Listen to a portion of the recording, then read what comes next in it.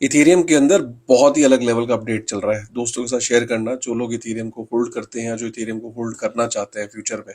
So basically वो कह रहा है कि जैसे माइकल सेलर ने क्या करा, उसने कहा कि भाई मैं बिटकॉइन को करूंगा, मेरी कंपनी माइक्रो स्ट्रैटेजी बाय करेगी, बैलेंस शीट पे डालेगी, ठीक है, और बाय करते रहेंगे, हम मार्केट से डेट रेज करेंगे और डेट को उठाएंगे, उससे बिटकॉइन को बाय करेंगे और ये करते चले जाएंगे एक लूप के अंदर।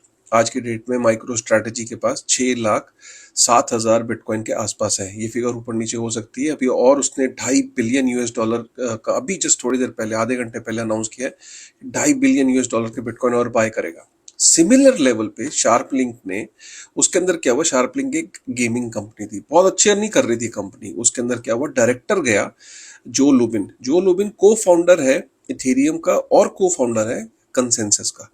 जो लुबिन ने एक स्ट्रैटेजी बनाई, वहां जाने के बाद उन्होंने क्या करा कि इथेरियम को as a strategic reserve asset की तरह बाय करना शुरू किया। शार्प लिंक के अनाउंसमेंट के बाद आज की डेट में 63 कंपनीज हैं जो इथेरियम को बाय कर रही है। लेकिन अब फिर वापस शार्प लिंक पे आते हैं। शार्क लिंक ने अभी जो लेटेस्ट जो खबर है, जो मेरे सामने जो खबर है, उसमें शार्प लिंक ने जोसेफ कैलम को एज अ सीईओ हायर किया। अब ये जोसेफ कैलम कौन है? जोसेफ कैलम वो है जिसने बिटकॉइन का ईटीएफ लॉन्च किया, जो सीईओ था ब्लैक रॉक के अंदर। Can you imagine? और ये डिजिटल एसेट्स का सीईओ था। इसने वहां पे बिटकॉइन का स्पॉट ईटीएफ लॉन्च किया, इसने वहां इथेरियम का स्पॉट ईटीएफ लॉन्च किया, और इसने वहां पे जो बिडल फंड है, जो पहला दुनिया का टोकनाइज्ड फंड था इथेरियम के ऊपर, वो इसने हेड किया। 3 सक्सेसफुल चीजें इसने करी। ये बंदा छोड़ के अब कहाँ आ गया है? शार्प लिंक में एज अ को सीईओ।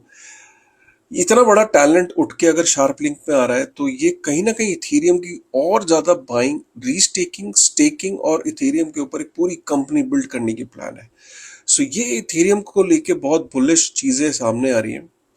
बिटकॉइन और इथेरियम दोनों, मतलब they are performing really well. और यूएस के अंदर अचानक एक इंटरेस्ट बढ़ गया जब से जीनियस एक्ट पास हुआ है। जीनियस एक्ट पास होने के बाद स्टेबल कॉइन्स काफी सारे जो है इथेरियम पे ही मिंट होंगे, क्योंकि इथेरियम का मार्केट, जो स्टेबल कॉइन का मार्केट कैप 3.5 ट्रिलियन प्रिडिक्ट किया है सिटी बैंक ने 2030 के आसपास। तो आप समझ सकते हो Ethereum, stable coin, genius act और ये कंपनीज का ट्रेजरी की तरह बाय करना बिटकॉइन और इथेरियम को, मैसिव है, मैसिव। सो गाइस, मुझे लगा ये इंपॉर्टेंट अपडेट है, मैं आप तक शेयर कर रहा हूँ। पसंद आया तो अपने दोस्तों के साथ भी शेयर करना, ठीक है? चलो, थैंक यू वेरी मच।